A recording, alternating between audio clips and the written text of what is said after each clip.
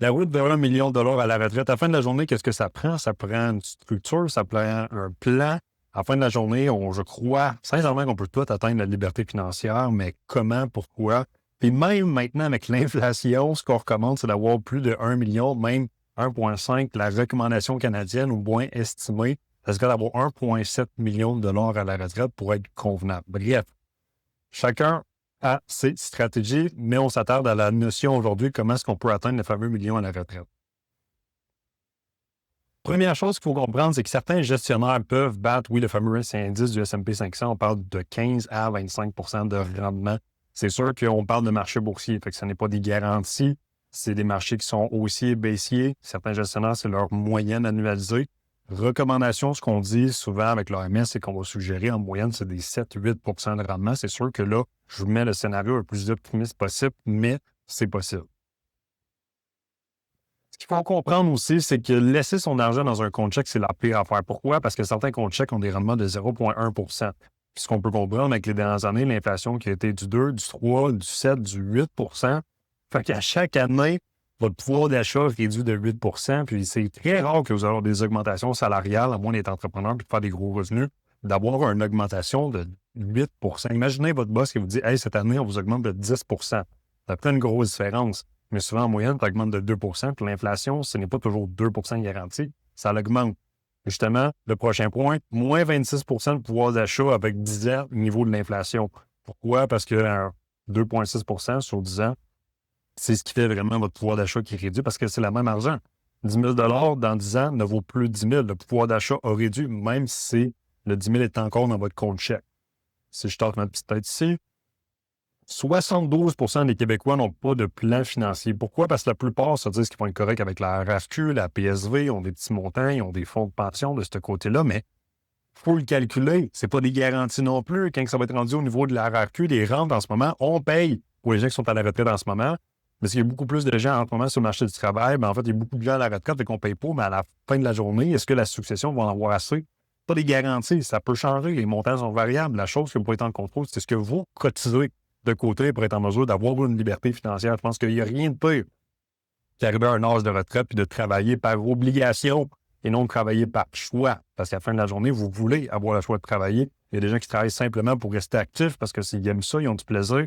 Mais de travailler parce que vous n'avez pas le choix, ça, c'est plate. Malheureusement, 72 risquent de se retrouver dans ce pétrin-là. Au dernier point, 0 $, c'est ce que l'argent qui dort génère. Parce que pourquoi? Vous êtes tout le temps en train de perdre de l'argent avec l'inflation et autres.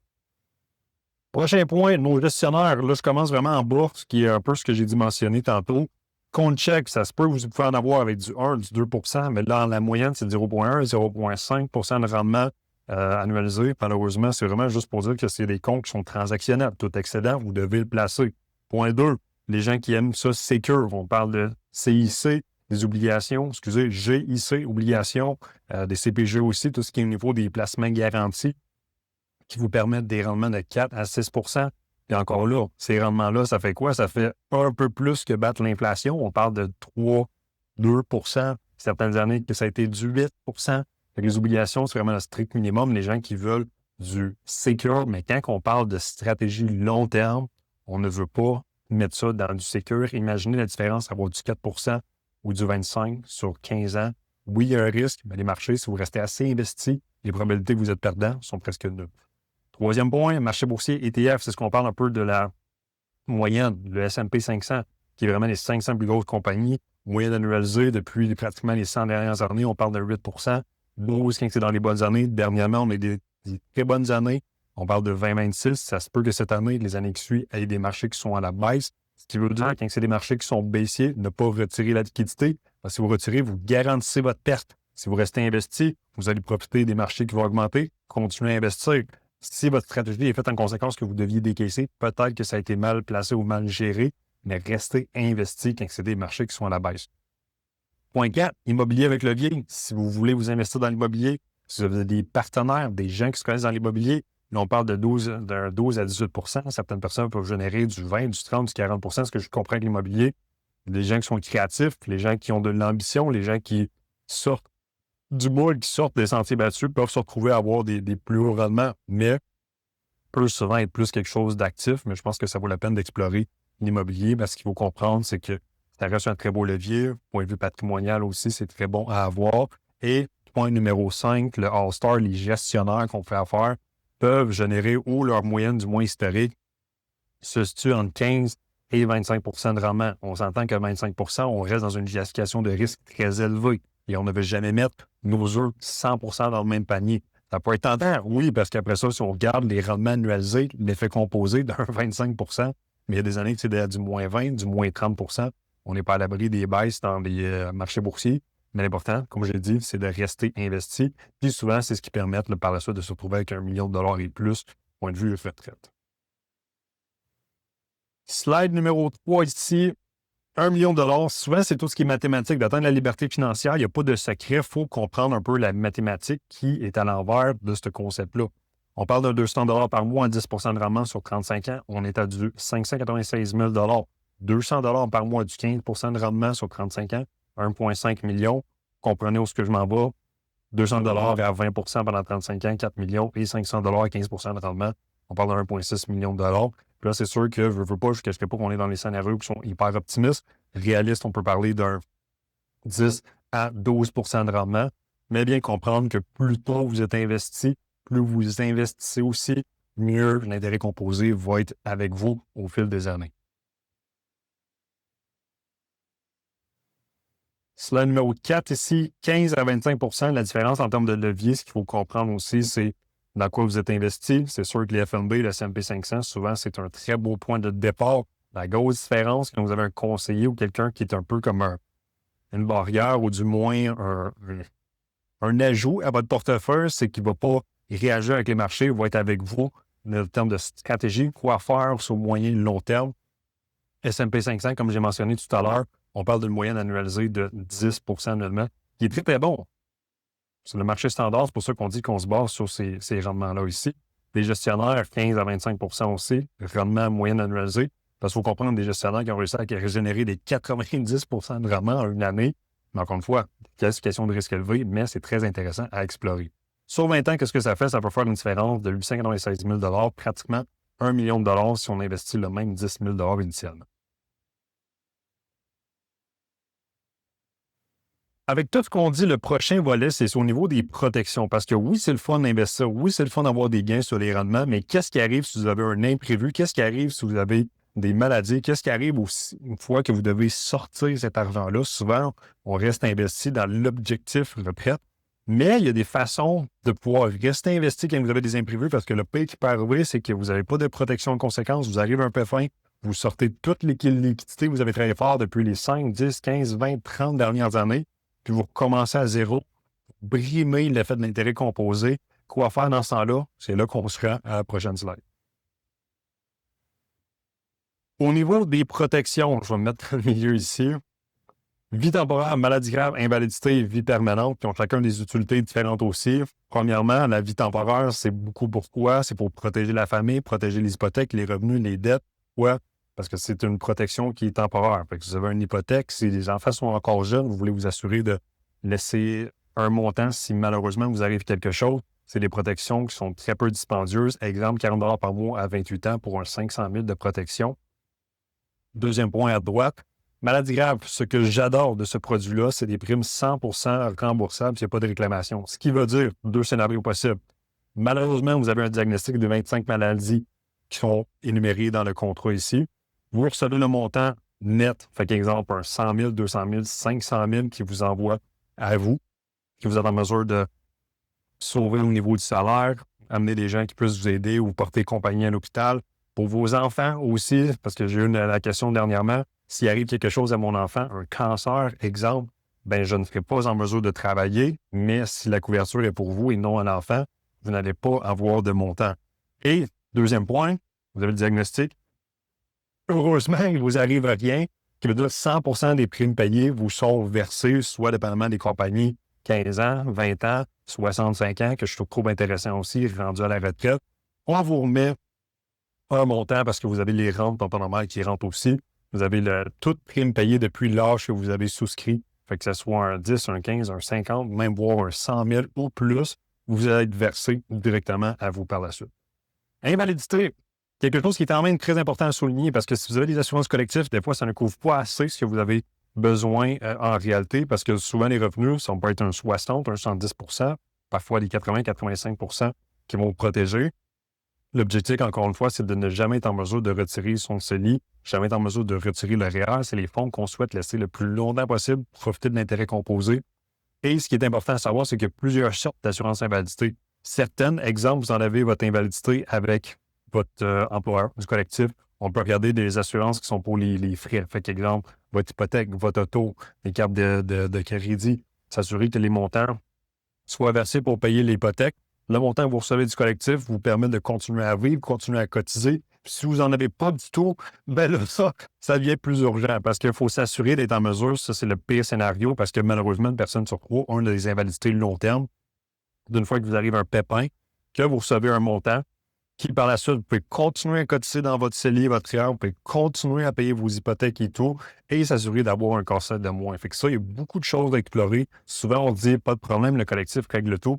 Qu'est-ce qui arrive si vous changez d'emploi? Qu'est-ce qui arrive si l'employeur change de régime collectif et vous le perdez aussi? Quand vous en avez une au privé, exemple, c'est que votre prix va être fixe, votre prime ne va pas augmenter non plus. Fait que c'est des choses qui sont très importantes à regarder. Souvent, on suffit juste de dire on veut du collectif puis on l'oublie. Mais prenez le temps de vous asseoir avec un conseiller pour vraiment explorer si votre besoin est comblé ou même des fois compenser avec une qui va couvrir les frais, qui ne vient pas empiéter l'un sur l'autre, fait que vous êtes en mesure d'avoir encore plus si vous arrive quelque chose.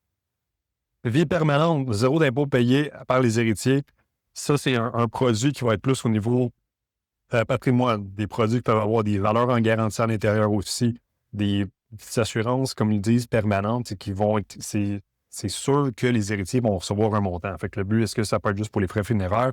Est-ce qu'on veut vraiment donner un leg à la succession? Il faut toujours que ça soit justifiable aussi, mais ça permet d'avoir là vraiment un montant qui est libre d'impôt, encore une fois, ce qui est très important à mentionner aussi, mais ça vous assure d'avoir quelque chose pour les héritiers. C'est un montant qui, comme le terme le dit, vie permanent, il est avec vous, fait qu'on a le temporaire ou on a le permanent.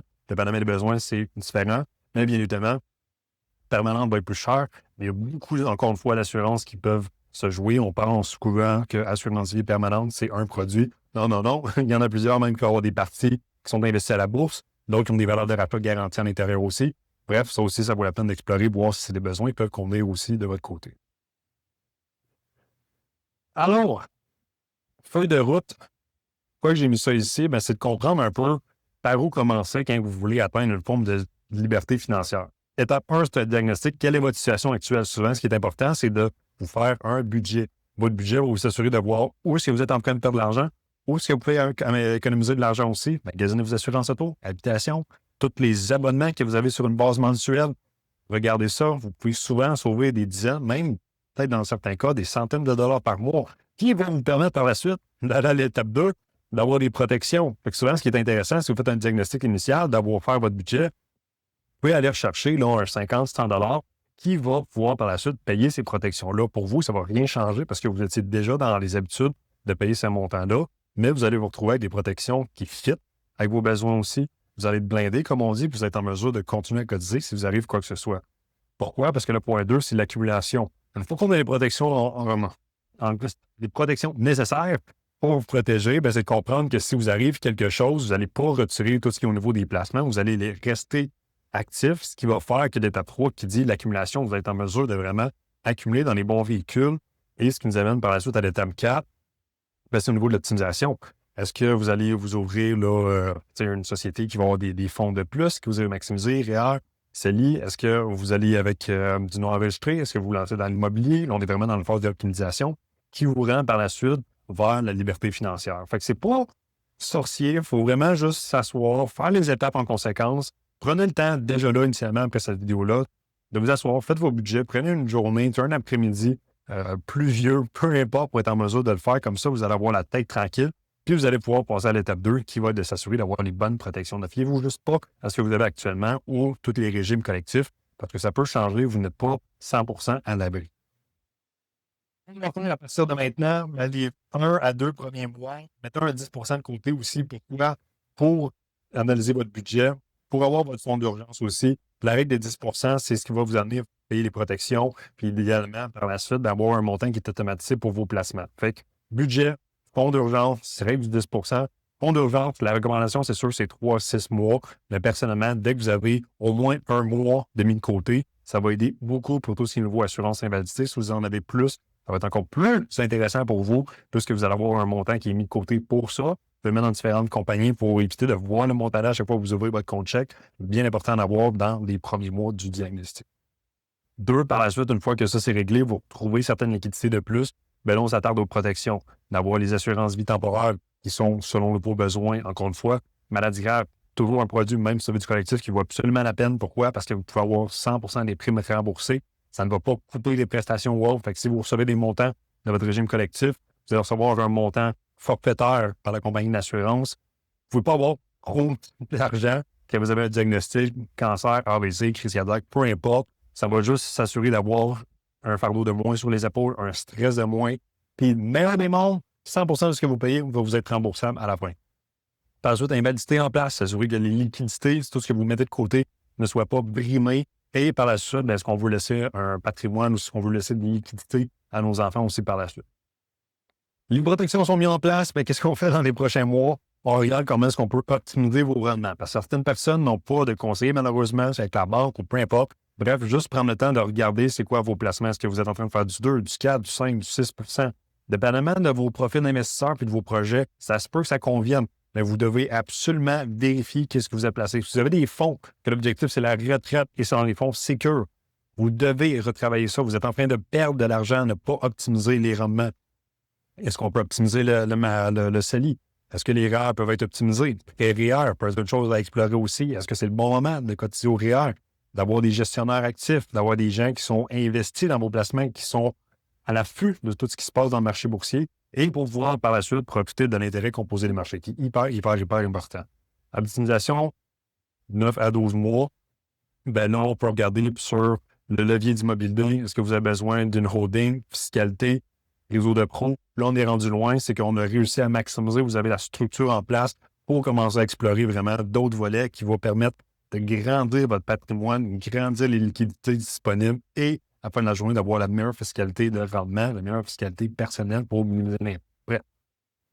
Comme vous pouvez voir, la liberté financière, c'est des calculs, c'est des mathématiques. C'est sûr qu'on peut s'ajouter ses propres à chacune des situations, mais j'en suis sûr que justement, sur un plan de 10 à 25 ans, vous pouvez atteindre 1 million et plus de patrimoine accumulé, de justement commencer à faire un budget, regarder ce que vous pouvez sauver, protéger vos actifs aussi, rester investi. Et par la suite, éventuellement, avec des bons conseils, un bon accompagnement, vous allez pouvoir vous retrouver avec 1 million et plus, rendu à un âge de retraite où est-ce que vous allez avoir le choix de travailler, oui ou non, et pas être en mesure, obligé de travailler à la fin de la journée. Comme on peut voir, c'est un système, tout est connecté, ce n'est pas un secret. Au début, ce qu'on résout le problème, on regarde tout ce qui est au niveau des mathématiques, vous avez les boucliers, les protections, et par la suite, vous avez votre plan, votre stratégie d'exécution pour atteindre votre liberté financière. La liberté financière n'est pas réservée aux riches, elle est réservée à ceux qui ont le bon système et les bons professionnels. Fait que sur ça, j'espère que cette capsule vous a aidé à comprendre comment atteindre la liberté financière. Ce n'est pas un secret, c'est des mathématiques, c'est des calculs que vous devez faire et vous devez être aussi accompagné des bons professionnels. Et par la suite, si vous avez besoin de plus d'astuces, abonnez-vous. Moi, ça me fait plaisir. Je vais pouvoir vous accompagner vers cette liberté financière-là.